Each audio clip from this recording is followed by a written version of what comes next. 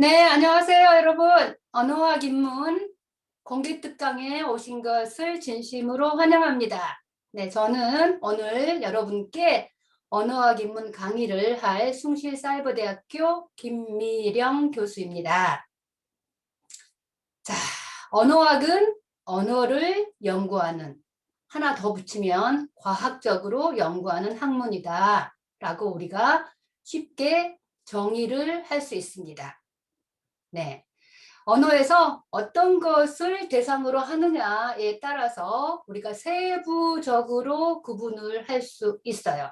자, 오늘 공부하실 내용은 언어학에서 가장 기본이 되는, 가장 밑에 쪽에 있는 바로 말소리에 대한 것입니다.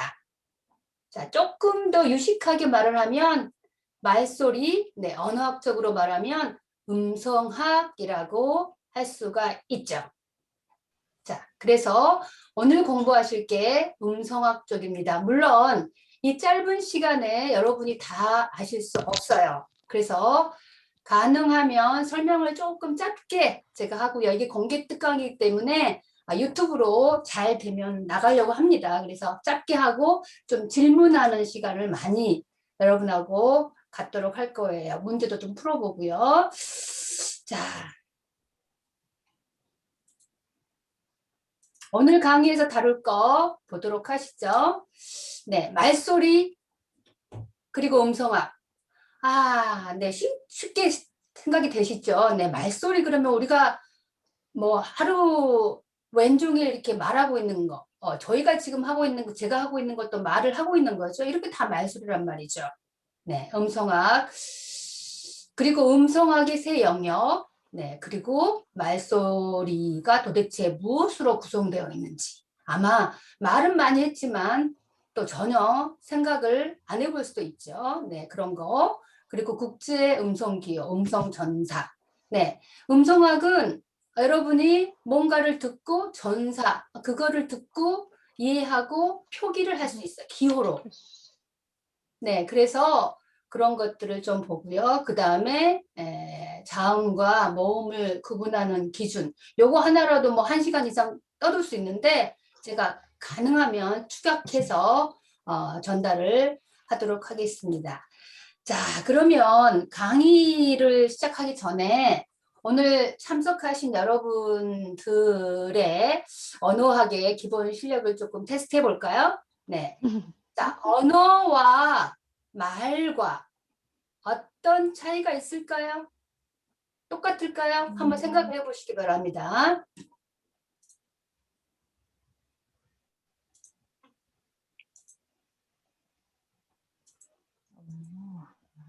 소리가 계속 들려서 제가 소리를 좀 없애야 할 것 같아요. 소리를 좀 줄여주시기 바랍니다.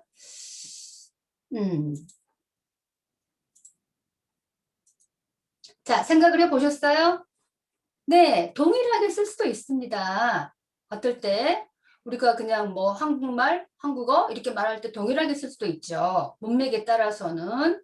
하지만 우리가 이제 음성학을 공부하니까 그 차이를 조금 안다면 말소리 했을 때는 제가 지금 입 밖으로 소리를 내잖아요. 말소리. 그래서 음성 언어에 한정해서 우리가 사용을 합니다. 다른 말로 했을 때 구어라고 해요. 구어. 자, 구어와 약간 상반되는 말이 뭐죠? 문어라고 합니다. 문어. 네, 옥토퍼스 문어가 아니고 문어, 문자 언어죠. 네, 그래서 언어에서는 음성 언어, 구어뿐만이 아니라 문자 언어, 문어도 같이 다루고 있고요. 그리고 네, 수화 언어, 사인 랭귀지 들어보셨죠? 네, 그런 것도 다루고 있고요. 또 우리가 컴퓨터 시대에 AI 언어, 요즘 인공지능 언어도 있죠? 네, 이런 기타 언어들을 모두 함께 다룰 수 있을 때 언어라는 큰 범주에 넣습니다. 그리고 또 하나 우리가 언어가 뭔가라고 했을 때 말은 조금 구체적인 것 같은데 언어는 조금 추상적이에요. 어떻게? 네, 인간만이 지니고 있는 유일한 그런 능력과 도구, 그리고 약간 추상적이면서 인지적인 체계를 가리킬 때 우리가 언어라고 합니다. 자, 그러면 간단한 테스트를 우리가 했고요. 다음으로 넘어가도록 하겠습니다. 자, 말소리란.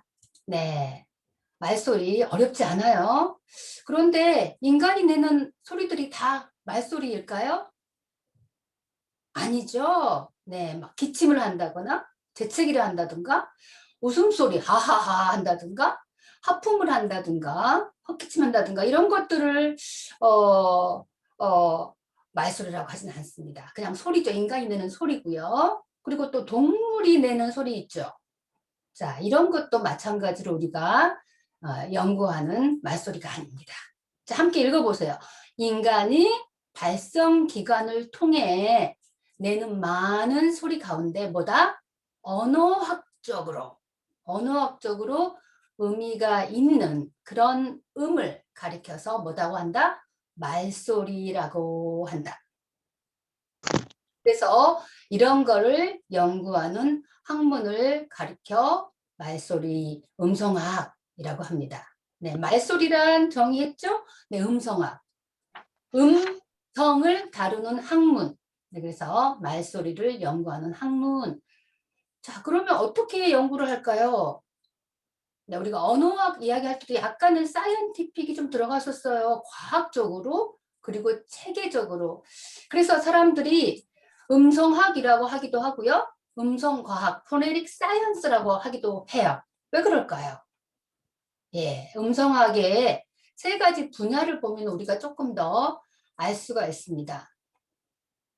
네, 아주 중요해요. 음성학의 세 가지 영역. 누구를 중심으로 무엇을 연구하느냐에 따라서 세 가지로 분류할 수 있습니다. 첫 번째는 좋은 음성학. 자, 여기 보시면, 그림을 보시면 좀 이해가 되기 쉬우실까요? 자, 지금 제가 말을 하고 있고 여러분은 듣고 있습니다. 말을 하는 사람을 가리켜서 화자라고 합니다. 그죠? 예, 말을 듣는 사람을 가리켜서 청자라고 합니다. 자, 저는 지금 말을 하고 있고 여러분은 듣고 있어요. 자, 그럼 말소리가 어떻게 전달이 될까요? 예, 중간에 그 공기 중에 음파를 통해서 이렇게 전달되고 여러분은 이제 제 마이크가 나가면 그 소리를 듣고 또 말을 인지하게 되죠. 자, 그래서 화자를 중심으로 발성기관, 조음기관에서 말소리가 어디에서 어떻게 만들어지는가를 연구하는 분야이다. 짧게 말하면 말소리 생성이에요. 말이 나오는 걸 중심으로. 그래서 우리가 여러분이 뭐 조음기관도 좀 받고 약간 해부학적으로. 그러니까 의사가 인간의 몸을 해부학적으로 구조를 보듯이 여러분도 언어학, 음성학 다 마찬가지예요. 뭔가 언어를 해부한다 생각하시면 돼요. 해부. 그냥 이야기를 문장을 듣고 말을 다 이해를 할 수 있어요. 다 알고 있어요. 알고 있지만 말소리가 뭘로 구성이 돼 있지? 어떻게 발음이 되지? 어디에서 발음이 되지? 이런 것들은 음성학을 공부했을 때야 알 수가 있고 비로소 이런 것들이 있구나.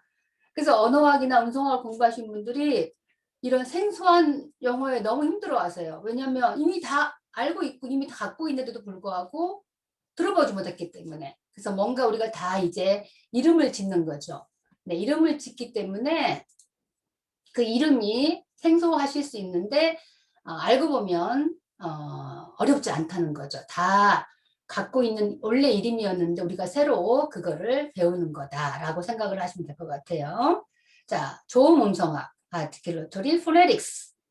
자, 그 다음에 이 공기 중에 음이 소리가 나갈 때 귀로 전달이 되죠. 요 음량 음성학 물리적인 측면이에요. 말소리의 주파수랄지 진폭이랄지 고저랄지 음장 이런 것들을 캡처해가지고 소리가 귀로 들어가게 하는 거죠. 네, 그게 바로 어쿠스틱 포네틱스라고 합니다. 자, 그리고 청자 입장에서는 어떻게 말소리를 듣죠? 귀에 이 이제 음파가 도달된 음파가 고막을 통해서 여기 자극해서 신호가 뇌까지 전달돼서 이해를 하는 거죠. 스피치 퍼셉션, 어떤 그 말소리 인지, 그리고 귀의 생리적 구조, 아주 뭐 이렇게 해부학적인 것보다는 말소리에 관련된 그런 거를 집중해서 분야를 하고 있죠. 자, 그래서 우리가 이 세 분야를 다 하면은 전공 박사 과정을 밟습니다. 그래서 우리가 주로 할 분야는 조음 음성학, 쉽게 좀 깨달을 수 있다고 할까요? 네, 어떻게 어디에서 음이 만들어지고 생성되는지 뭐 그런 걸 할 수 있지만, 청음 음성학이나 음량 음성학은 실험을 요구하고요. 기계를 만지작만지작 해야 돼요. 그래서 음성학이 과학적인 학문이다. 실제로 저 같은 경우에도 박사를 하면서 실험을 많이 하고 지금도 실험을 하고 있습니다. 실험 대상이 물론 사람이겠죠. 말소리니까. 네, 그렇게 해서 저음 음성학, 음량 음성학, 청음 음성학 시험에도 많이 나오는 것 같아요. 보통 일반적인 시험에도 그렇고 전공 시험에도 말소리 생성을 다루는 학문은 뭐냐? 저를 골라라 뭐 이렇게 할 수 있죠. 그래서 저음음성학이다 이렇게 할 수가 있습니다. 자, 세 가지 영역 중요합니다. 자, 그리고 말소리는 무엇으로 이루어졌을까? 이제 좀 해부학으로 들어가는 거죠. 어떻게 보면은 말소리 음성학에, 네, 그냥 우리가 막 말을 떠들고 듣고 말하고 할 때는 전혀 생각해보지 못한 것들인데, 자, 말소리의 구성 요소는요 어렵지 않습니다. 자음과 모음일 뿐이에요. 모든 나라 말의 공통입니다. 이거는 다 자음과 모음이 개수가 뭐가 있느냐, 어떤 자음이 있느냐 그런 거의 차이일 뿐이지 다 있어요. 자음, 모음이 있고요. 그래서 자음, 모음을 같이 합쳐서 우리가 이름을 짓는 거예요. 다 이름이 새로운 이름이에요. 세그먼트, 분절음이라고 이름하자. 그래서 이름을 지었죠. 자, 그러고 보니까 자음, 모음만 있는 게 아닌 거예요. 어떤 언어는 강세가 아주 중요해요. 영어 같은 언어. 그리고 어떤 언어, 우리나라 말 같은 경우에 말. 요즘 젊은 사람들은 많이 못하시죠? 뭐 눈 이렇게 길고 짧은 거의 차이가 사전에 정의가 돼 있어요. 그런 거. 중국어 같은 경우에는 뭐 뭐 이렇게 성조가 중요하단 말이죠. 이렇게 언어별로 좀 중요한 게 있는 거예요. 근데 자음 모음에 속할 수가 없어요. 그래서 분리하는 거예요. 뭐라고? 이런 거를 우리가 이름을 지은데 분절음 위에 있다 그래서 초분절음 슈프라 세그멘탈이라고 해요. 예. 몇 개 없죠? 그래도. 네. 자, 그래서 이렇게 그림으로 우리가 또 표시를 해줄 수가 있어요. 이렇게. 그래서 여러분들이 다음 중 분절음에 해당되지 않는 것은 제가 막 이렇게 밑에 이렇게 자음 모음 5건 나왔어요. 밑에 걸 다 줬고 분절음에 해당되지 않는 걸 고르세요. 뭐 다 고르세요 할 수도 있고요. 다음 중 초분절음에 해당되지 않는 걸 고르세요 할 수도 있어요. 그렇다면 여러분이 초분절음이 뭔지 분절음이 뭔지는 알아야 고를 수 있겠죠. 그죠? 그리고 만약에 또 다음 중 말소리에 해당되지 않는 걸 고르세요 할 수도 있어요. 그러면 뭐 재채기 소리를 넣었단 말이죠. 그러면 뭐 아닌 거죠. 그런 거. 네. 문제 만들기 쉽죠? 그렇게 하시면 되는 거예요. 자, 여기까지 어렵지 않았을 것 같은데 계속 넘어가도록 하겠습니다. 자, 그리고 여러분들이 많이 알고 계시는 것 같으면서도 모르시는 게 있어요. 자, 소리랑 철자랑 기호랑을 개념을 잘 갖고 계셔야 돼요.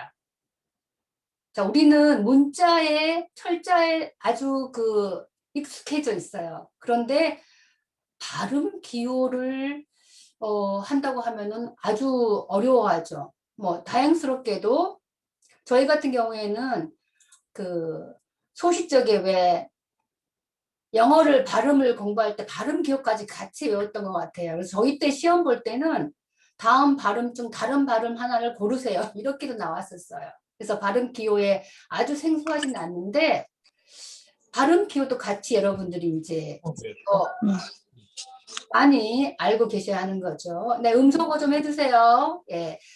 그래서 자, 여기 한번 예를 들어봤어요. 제가 철자를 여러분이 어떤 게 철자인지를 잘 그 구분을 하실 거예요. 철자를 뭐 영어로 key라고 하면 K-E-Y 열쇠가 의미가 열쇠인 거예요. 우리나라 말에 키는 뭐 하이트죠, 그죠? 너 키, 내 키가 얼마냐 뭐 할 때. 자, 그러면 이거를 철자가 분명히 달라요. 다르지만 발음이 키 똑같아요. 거의 똑같아요. 그러면 이거를 어떻게 한다? 예. 발음 기호로 동일하게 쓸 수가 있는 거예요. KI. 물론 조금 더 제대로 쓰면 뭐가 더 붙어요. 근데 제가 이제 그냥 이렇게 KI라고 적어 놨어요. 편하게. 자, 그러면 여러분들이 이거를 이제 문자를 보면서 소리를 낼 수 있어야 되고 그 소리를 일이 들어가지고 그거를 기호화 하시는 작업이 바로 전사라고 하는 거예요. 전사. 그래서 음성 전사라고 해요. 그래서 음성학에서 어떤 소리를 듣고 만약에 그 소리를 그대로 전사한다? 그러면 음성학을 성공하신 거예요. 네. 자, 그러면 여러분이 그런 질문도 또 하실 거예요. 교수님, 그 사전마다 발음 기호가 달라요. 그 어떤 걸 따라 해야 돼요? 네, 맞아요. 발음 기호가 달라요. 뭐 옥스퍼드 사전, 뭐 캠브리지 사전 달라요. 자, 그래서 언어학자들이 고민을 했어요. 거의 1800년도에 영국이나 프랑스 교사들이 모여가지고 우리가 뭔가 조금 통일된 걸 만들어 보자 라고 하면서 이제 그런 거를 좀 시도를 한 거죠. 그래가지고 기호를 만들어 보자 그런 이야기를 해요. 그게 바로 뭐냐? 국제 음성 알파벳. International Phonetic Alphabet. 그래서 IPA로 더 많이 알려져 있어요. 그래서 나라마다 다 철자가 다른데 아까 같이 만약에 키, AY, 키 발음이 똑같단 말이에요. 그러면 우리가 동일한 기호로 대변을 할 수가 있는 거예요. 그래서 언어학자들끼리는 약속이에요. 우리는 IPA를 어떤 발음 기호를 쓸 때 쓰자. 그래서 여러분들이 그 언어학자라 그러면은 어떤 분들은 how many languages can you speak? 이렇게 물어보시는 분들이 계세요. 자, 언어학자가 아니에요. 그거는. 자, 언어학자는 그런 분들은 폴리글럿이라고 그래서 다 여러 개의 언어를 말하는 분들을 가리키고요. 언어학자는 어떤 언어든지, 그러니까 내가 배우지 않았어도, 네, 영어하고 한국어만 알고 나머지 언어를 모르더라도 여러분이 그거를 듣고 뭘로? 이 IPA로 전사가 하실 수 있는 거예요. 예. 그래서, 정말 음성학을 배우고 나면은 여러 언어가 더 좀 이렇게 친숙해져야 한다고 하나요? 예, 그럴 수 있어요. 예, 당연히 이렇게. 자, 여기 지금 그림에 여러 나라 언어의 옷을 입고 있죠. 지금 보시면. 그러면 그 사람들의 인사말도 다를 거고, 네. 문자도 다르고 다 달라요. 그렇지만 뭔가 말을 했을 때 그 소리는 뭘로 할 수 있다? IPA로 이렇게 전사를 할 수 있는 거예요. 영어는 hello 이렇게 hello 이게 다 전사한 거죠. 네. 그래서 여러분들이 사전에 있는 것을 좀 참고는 하실 수 있어요. 거의 똑같아요. 조금씩 다른 게 있지. 거의 똑같기 때문에 뭐 IPA라고 해서 아주 동떨어지진 않았어요. 모음을 표시할 때 예를 들어서 뭐 I라고 쓴다든가 뭐 어떤 사전은 I하고 땡땡 쓴다든가 그런 조금의 차이가 있을 뿐이지 거의 똑같아요. 그래서 음성학을 공부하면 정말 그 여러분이 세계 여행을 해도 아마 낯설지 물론 잘 연습을 하시고 잘 공부를 하셔야겠죠. 그래서 그게 이제 들리는 거예요. 그래서 제가 지금 음성학 표를 제가 가져오진 않았는데 여러분한테 아마 보여드린 적이 있을 거예요. 인터내셔널 푸네릭 알파벳을 치면 그 안에 이렇게 이제 표가 여기 사이트를 드렸죠. 소리도 다 들을 수 있어요. 그리고 표가 다 있는데 물론 뭐 100%다 모든 나라 거의 그 세계에 있는 언어가 7,000개가 넘는다고 그랬죠. 구어가. 네, 문자 언어는 한 5,000개 정도 된다고 그랬고요. 그런데 이 언어를 다 캡처할 수 있느냐? 네, 그거는 조금 퀘스천 마크겠죠? 네, 할 수 있는 것도 있고 할 수 없는 것도 있고. 자, 재밌는 게 한국어. 네, 한국어는 정말 아프리카 언어나 다른 언어처럼 아주 막 독특한 언어는 아닌 것 같음에도 불구하고 매우 매우 매우 흥미롭게 한국어를 정말 유일무이한 언어라고 해요. 그래서 IPA에서 한국어의 자음을 대변하는 그런 그 기호가 아직은 정착이 되지 않았어요. 그래서 정말 제가 교재에도 그런 언급을 했는데, 그리고 제가 최근에 논문도 썼어요. 논문을 IPA에 대한 뭐 한국어 IPA를 어떻게 쓸 것이냐에 대한 제언을 했어요. 왜냐하면 아니 영어 같은 경우에는 우리가 딱 자음이랑 그런 게 정해져 있잖아요. 그래서 너무 이렇게 스탠다드 어디 딱 눌러보면 다 나오는데 한국어는 학자마다 쓰는 기호가 다르고 국어 국문학자 뭐 영어 다른 거예요. 너무 이렇게 중구난방으로 아직도 다르고 쓰고 있기 때문에 뭔가 이거를 좀 통일시켜야 된다는. 그리고 또 우리가 로마자 아시죠, 여러분? 국어 로마자. 제가 화면을 좀 꺼야 할 것 같아요. 안 좋아서. 그것도 다른 거예요. 그래서 어떤 거는 만약에 비읍 소리를 B로 했다가 영어의 알파벳 B로 했다가 P로 했다가 뭐 막 그런 거예요. 그래서 그런 건 참고로 여러분이 알아두시고, 일단 목표는 가능하면 세계 여러 나라 언어의 소리를 대변하는 그런 거고, 그리고 많이 통용되고 있어요. 거의 IPA를 쓴다 생각하시면 돼요.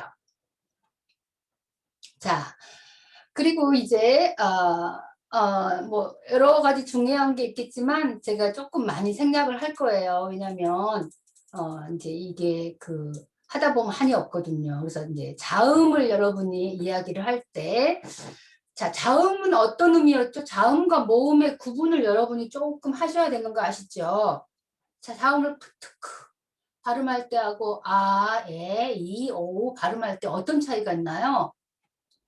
네, 모음은 발음할 때 공기가, 피에서 나오는 공기가 막히지 않고 아주 부드럽게 잘 나가요. 그래서 이런 거가 입안에서 어떤 공기의 흐름이 장애를 받지 않고 자유롭게 나가는 음이 모음이다. 그러니까 장애가 없는 음. 뭐 이제 시험 보면 이런 것도 나와요. 제가 다음 중 자음을 기술하는 것 중 틀린 것은 이렇게 나올 수 있어요. 그러면 모음에 대한 설명인지 자음에 대한 설명인지를 알아야 돼요, 여러분들이. 그리고 자음 같은 경우에는 발음해 보세요. 다 입안에 막 혀를 부딪히고 혀가 뭐 이빨을 부딪히고 입천장을 부딪히고 뭔가 부딪히는 거죠. 그래서 공기의 흐름이 차단이 되거나 혹은 마찰이 일어나거나, 그래서 장애를 받으면서 일어나는 음을 자음이라고 그래요. 그래서 우리가 장애음이란 말도 아마 여러분들 들어보셨을 거예요.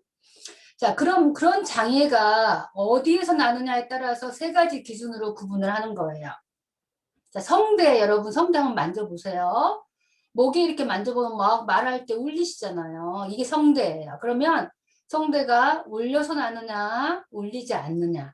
자, 모음을 발음할 때는 아, 에, 이, 오 다 울려요. 그래서 모음을 분류할 때 기준에는 유성음이냐 무성음이냐 이런 게 없어요. 하지만 자음은 있잖아요. 그죠? 유성음이냐 무성음이냐. 그리고 무슨 말을 할 때 입안에 부딪혀요. 그죠? 좋은 기관, 우리가 입안의 국을 구강 내부 기관이라고 하는데 부딪힌단 말이죠. 그래서 어디에서 만들어지느냐. 그리고 어떻게 만들어지느냐. 이런 거를 공부하시는 거는 정말 그 여러분들이 발음을 공부하실 때, 뭐 영어뿐만이 아니라 다른 어느 나라 말을 공부하실 때도 아주 중요해요. 왜? 기본 원리를 알고 발음을 하는 것과 그렇지 않고 하는 것과 천지 차이거든요. 그래서 여러분들이 요것만 잘 갖고 계셔도 어떤 음을 봐도 여러분이 이 기준에 맞춰서 어디에서 발음이 되지? 잘 깨달아 보고 봐보고, 그리고 무조건 따라할 게 아니라 그 원리를 알고 발음을 하면 훨씬 더 깊이 있게 발음이 향상이 될 수가 있겠죠. 네. 자, 그래서 요 세 가지 기준, 자, 요것도 시험에 잘 나옵니다. 자격증 시험에 잘 나오고요. 다음 중 자음을 분류하는 기준에 해당되지 않는 것은 한다거나, 그리고 이 또 이 기준 안에서 다음 다음 음들 중에서 유성음에 해당되는 걸, 첫 단어의 첫 시작이 유성음에 해당하는 걸 다 고르시오. 아니면은 다음 단어들 중에서 양손음인 걸 고르세요. 이렇게 다 나온단 말이죠. 그 시험 문제에 아주 많이 나오는 고객이에요, 이게. 그래서 여러분들이 요거를 꼭 잘 알고 계셔야 돼요. 그런데 억지로 이걸 다 외우려고 하지 마시고요. 가능하면 어떻게 해라? 좀 깨닫고 먼저 어떤 음이 있을 때 이게 유성음인지 무성음인지, 그리고 입술 소리로 나는지 이빨을 부딪히는지 뭐 이렇게 이런 걸 잘 보시면서 처음에는 깨닫고 이름을 같이 알고 그리고 이제 하라는 거죠. 자, 그렇게 해서 요거에 설명할 게 아주 많은데 시간상 제가 이렇게 표를 이제 준비를 해봤어요. 익숙하신 표시죠? 네, 영어 자음책에 자, 요거서 여러분들이 그래서 요거 좋은 장소. 네. 좋은 장소 위에 있는 거, 밑에 쪽에 있는 거는 좋은 방식, 좋은 방법이라고 그래요. 저는 뭐든지 항상 말씀드리는 게 공부를 하실 때, 특히 새로운 영어를 공부를 하실 때 한국말로만 하지 마시고 영어랑 같이 하시라고 해요. 왜냐하면 똑같은 말인데 해석을 달리 하는 거예요. A라는 학자는 뭐 A라고 한다 그러면 B라는 학자는 B라고 다 이름을 다 다르게 하는 거예요. 그래서 여러분들한테 항상 원어로 먼저 공부를 하시고 이렇게 한국말로 번역을 하셔라. 뭐 예를 들어서 여기도 경국의 치경 이렇게 하는 데도 있고 어떤 분은 치경 경국에 하시는 분도 있고 이렇게 말을 많이 바꾸세요. 그리고 어떤 또 폐쇄음이라고 저는 지금 했는데 파열음도 맞는 말이에요. 그래서 동일한 의미인데 여러 다른 그 버전이 있는 거예요. 학자들이 다르게 번역을 하기 때문에.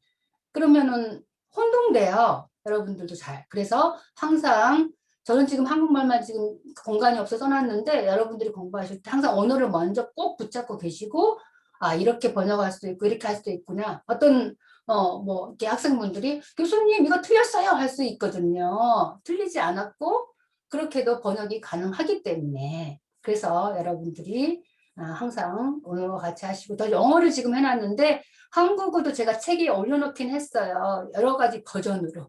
한국어 자음책에는 여전히 컨트로버셜 논쟁 중에 있어요. 재밌죠?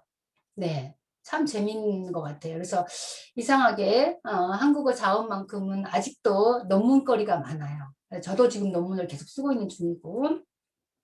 자, 어쨌든 자, 여러분들이 이제 이 좋은 장소는 조금 더 쉬우실 것 같아요. 왜냐하면 발음을 할 때, 이렇게 할 때 입술이 움직인단 말이죠. 그러면 이거는 우리가 이름을 붙일 때 양손음이라고 하자. 영어로는 바이레이비얼이라고 하자. 이렇게 이름을 붙인단 말이죠. 그리고 무하고 우도 입술이 이렇게 또 되니까 여기도 있지만 여기도 있는 거예요. 네. 조음할 때 어디에서 하느냐. 순치음, 네, v. 자, 요런 음은 여러분이 많이 오류를 내는 음이에요. 왜 그럴까요? 한국어에는 없기 때문에. 그래서 F 발음을 그냥 이 발음으로 하는 거예요. F 발음으로, F 발음을 F 발음으로 그냥 없으니까 대체하는 거죠. 자, 치음도 한국어에 없어요. 예, 덴털. 그죠? 하고 Z 발음이에요. 그래서 치경음과 조금 달라요. 치음은 혀끝을 웃니 아랫니 가운데 넣고 살짝 넣었다 빼지만 치경은 앞에 그 엘비올라 릿지에 찍는 거예요. 트, 드, 스, 즈, 느 이렇게 해보세요. 그러니까 여러분들이 무조건 외우려고 하지 마시고 영어가 새롭긴 하지만 어떻게 해라? 발음을 하면서 느끼면서 외우셔라 이거죠. 그리고 쉬쥐도 우리나라 말에 쉬는 있지만 쥐는 없어요. 취지 있죠. 뭐 크그 이렇게. 자, 요거는 괜찮아요. 요거 좋은 장소는 그나마 조금 괜찮은데 좋은 방법을 많이 어려워하시는데 좋은 방법도 많지 않아요. 의외로. 자, 이런 발음하고 폐쇄음과 마찰음이 어떻게 차이 나는가를 보려고 하면 공기의 흐름을 보시면 돼요. 공기의 흐름이 어떻게 다를까요? 네, 만약에 아파 한다 그러면은 아플 때 입이 다물었다가 파 하고 이렇게 공기가 팍 방출되잖아요. 그러니까 공기가 완전히 멈추는 거예요. 스탑. 그래서 영어 이름이 스탑이에요. 스탑. 완전히 멈췄다가 파열되는 거예요. 아타, 아카 이렇게. 그래서 우리가 이름을 폐쇄음 혹은 파열음이라고 하죠. 스탑 사운드인 거죠. 마찰음은 공기 흐름이 후 이렇게 계속 마찰이 생기면서 날 수가 있어요. 그럴 때 마찰음이라고 하죠. 파찰음은 파열음과 마찰음을 합쳐서 파찰음이라고 하죠. GG. 응? 그리고 비음은 코맹맹이 소리. 자, 여러분 보통 아까 조금 전에 우리가 세 가지로 했는데 만약에 한 가지를 더 추가했어요. 아마 제가 연습 문제 그런 것도 냈을 거예요. 다음 음은 구강음이에요, 비음이에요. 이렇게도 돼요. 자, 구강음은 뭐죠? 구강. 말 그대로 구강이라고 하는 거는 입으로 나는 소리예요. 비음은 코로 나는 소리예요. 자, 영어에 비음은 세 개밖에 없어요. 우리나라 말에도 있죠. 비음. 그래서 아마 그림을 제가 지금 안 갖고 왔는데 그 뒤에 영구계라고 하는 게 있어요. 거기가 이렇게 내려가서 코로 공기가 통하는 거죠. 그러면 비음 소리가 나요. 그 원리도 이제 여러분이 알아야 돼요. 다음 중 비음을 설명하는 것이 맞는 것을 고르세요. 라고 하면은 영구계가 내려가서 공기가 통하면 코로 통하면 되는구나. 뭐 이런 걸로 여러분이 알고 계시면 되겠죠. 자, 그리고 이제 이 근접음이나 설치음도 이름이 많이 바뀌었어요. 제일 초창기에는 뭐 이렇게 리퀴드라고 했고 유음이라고도 했고 뭐 리트로플렉스라고도 했고 다른 이름이 했다가 이름을 몇 번 바뀌는 거예요. 한국말도 마찬가지겠죠. 근데 근접음으로 최근에는 이제 어프록시먼트라고 하는 이름으로 바뀌었어요. 레드포드 뒤에. 네, 그래서 요거를 좀 따르면 근데 다른 책에 또 다르게 이름 부르는 게 분명히 있을 거예요. 그래서 여러분이 아이고 이거 뭐야 틀린 거 아니야? 라고 생각하지 마시고 이렇게도 이름을 부르기도 하는구나 라고 알고 계시면 될 것 같아요. 네, 그래서 요거를 이제 여러분들이 각각을 잘 이해를 하시되 이거를 이제 한번 넣어보는 거예요. 이걸 다 지우고 여기 안에 칸을 지우고 넣어보든가 아니면 반대로 푸라는 소리를 줬을 때 이게 무슨 의미였지? 그리고 이제 여기 칸에 제가 설명 안 했는데 왼쪽에 칸 안에 한 칸에 왼쪽에 있는 거는 무성음, 오른쪽에 있는 건 유성음이라 그래요. 유성음은 성대가 울리는 그리고 무성음은 성대가 울리지 않는. 그래서 요거를 이제 여러분들이 시험에 많이 나와요. 이렇게 제가 이제 에그젬플을 좀 놔뒀어요. 만약에 다음 밑줄친 그 음을 쓰고 이건 좀 철자예요. 여러분이 저희 조심할 때 철자예요. 철자. NG라고 하는 음은 없어요. 그럼 여러분들이 보시고 어떻게 해야 돼요? 기호를 이렇게 쓰셔야 돼요. NG의 기호는 어떤 거다? 여기에 들어가는 거죠. 빌라 네이저 영국의 비음이 되는 거예요. 그렇게 쓰시는 거예요. 유성음이면서 영국의 비음이다. 영국의 비음 폐쇄음이 들어가요. 비음은 모든 비음은 네, 그렇게 하고 뭐 한국말도 마찬가지예요. F번 같은 경우에 F가 있죠. 8F가 있단 말이에요. 그러면은 어디에 들어갈 것 같아요? 파파파. 요거죠. 양순음의 폐쇄음인 거예요. 그리고 무성음인 거죠. 그 정도를 여러분들이 이제 연습을 문자를 기호로 바꾸는 연습 아니면은 뭐 이렇게 기호를 주고 또 다음 중 이 기호를 설명하는 말이 아닌 거를 고르세요. 뭐 복수 지문으로 다 고르세요 할 수도 있어요. 그러니까 저 같은 경우는 시험을 내면 이제 학생들을 조금 난이도 있게 낸다 그러면은 뭐 다 고르세요라고 내버려요. 그러면 이거를 정확히 알아야 이거에 해당되는 음이 유성음이고 뭐 이 댐에 해당되는 음이 치음이고 마찰음이고 다른 건 만약에 파음을 넣었다 아니죠. 뭐 비음을 넣었다 아니죠. 무성음 넣었다 아니죠. 이런 걸 다 골라야 하는 거죠. 복수 지문으로 답을 낼 때. 그래서 정확히 알아야 네, 뭐 이렇게 똑같이 내지기보다는 조금씩 응용한다면 그렇게 내면 여러분들이 그거를 답을 고를 수가 있으셔야 돼요. 예. 자, 시간이 좀 됐는데 모음까지만 하도록 하겠습니다. 자, 자음을 분류하는 기준은 우리가 그렇게 했는데 모음을 분류하는 기준은 조금 다르죠. 모음은 자음과 다르게 발음이 되고 혀나 입술 그런 거가 많이 작용이 돼요. 그래서 네 가지 기준이 있다고 할 수 있죠. 혀가 위쪽으로 가느냐 아래쪽으로 내려가느냐 발음을 한번 해보세요. 이 할 때하고 아 할 때하고 혀가 위로 가고 아래로 떨어진단 말이죠. 그거에 따라서 모음을 분류를 할 수 있어요. 그리고 혀가 이 하면 앞으로 가는데 우 하면 뒤로 가요. 이런 식으로 느낌을 여러분이 이제 처음에는 힘들어요. 당연히 힘들지만 자꾸 이걸 배운 다음에 다시 적용을 해보면 그걸 알 수가 있어요. 그리고 이제 입술이 둥그러지는 거, 우, 뭐 이렇게. 둥그러지지 않는 거, 이렇게. 원순모음, 뭐, 평순모음, 비원순모음, 평순모음, 이렇게. 그리고 이제 네 번째 거가 제일 난이도가 있는 거예요. 우리나라 말에는 한국어에 없기 때문에. 영어에는 텐스, 렉스, 긴장 모음과 이완 모음의 차이가 있어요. beat, beat 이렇게 차이가 있는데 우리나라 말에 없단 말이죠. 장단의 차이하고 달라요. 그렇기 때문에 이런 발음이 제일 우리가 이제 난이도가 있는 발음이거든요. 자, 그래서 요것들을 여러분이 이제 모음에 따라서 좀 알고 계시는 게 좋겠죠. 발음을 같이. 그러면 이제 이것도 마찬가지로 똑같은 거예요. 모음 기호를 주고, 다음 중, 이 모음에 해당되지 않는 것은 무엇인가 고르세요. 다 고르세요. 또 할 수 있단 말이죠. 그러면 만약에 철자를 주면 여러분이 그 철자에 해당하는 기호로 바꾸실 수 있어야 되고, 물론 대부분 배운 것들을 제가 드려요. 왜냐하면 새로 또 내면 너무 힘드니까. 네. 그래서 그거의 기호를 정확히 알고, 그리고 이제 어떤 기준에 해당되는 건지를 고르는 거죠. 연습 문제를 제가 하나 또 갖고 왔는데 이따 보도록 하고요. 자음 도표는 여러분들이 한번 참고해 보시고, 모음 도표, 한국어 도표를 제가 갖고 와봤어요.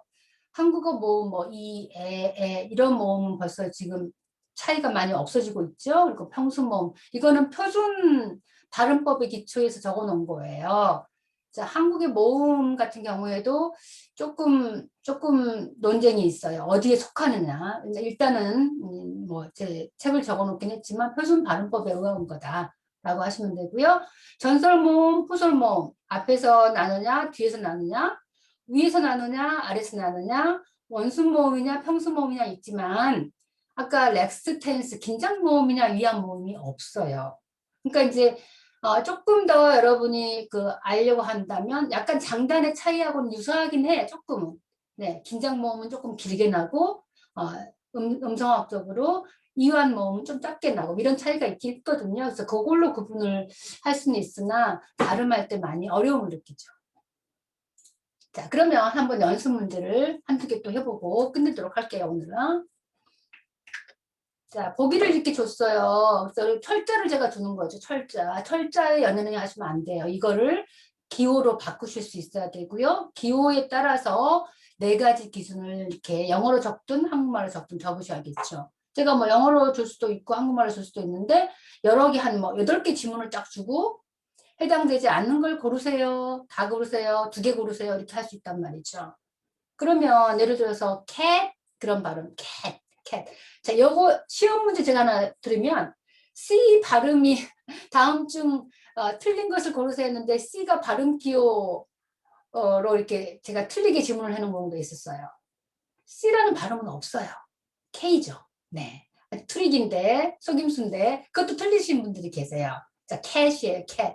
발음 기호와 그 철자와 구분을 하라는 거죠. 쉽지만 조금 이렇게 위험에 빠질 수 있는. 네, 그래서 에 하는 거는 약간 밑에서 나는 소리예요. 앞에서 나는 소리고, 그래서 프론트, 로우, 언라운드, 렉스가 되겠죠. 이거는 여러분이 금방 못해요. 몇 번의 연습을 발음 기호 적어보고 넣어보고 이렇게 해보셔야 돼요. 마찬가지로 한국어도 마찬가지죠. 네, 제가 조금 빨리 끝내려고 했는데 시간이 좀 많이 지나갔어요. 어쨌든 이제 제가 이것도 가끔은 시험 문제로 내기도 하고 많이 다른 분도 내기도 하는데 그러니까 그냥 주고 한국말 주고 영어 주고 그럼 뭐 이렇게 전사해 보세요 할 수 있는 거죠. 아니면 전사가 맞는 것을 고르서 할 수도 있어요. 전사하기는 이제 힘드니까 아무래도. 자, 그랬을 때 여러분이 잠깐 쉬시면서 한번 해볼 수도 있고요. 같이 한번 해볼 수 있고 제가 여기 적을 수가 없어서 일단은 이렇게 올려드려 봤습니다. 자, 이렇게 간단하게 음성학 1강은 끝내도록 하겠습니다. 끝내고 저희가 좀 질문하는 시간을 갖고 나서 잠깐 쉬시면서 질문하는 시간을 갖고 그 다음에 의문론, 여러분이 가장 아마도 어려워하시는 의문론을 하도록 하겠습니다. 네, 수고하셨습니다.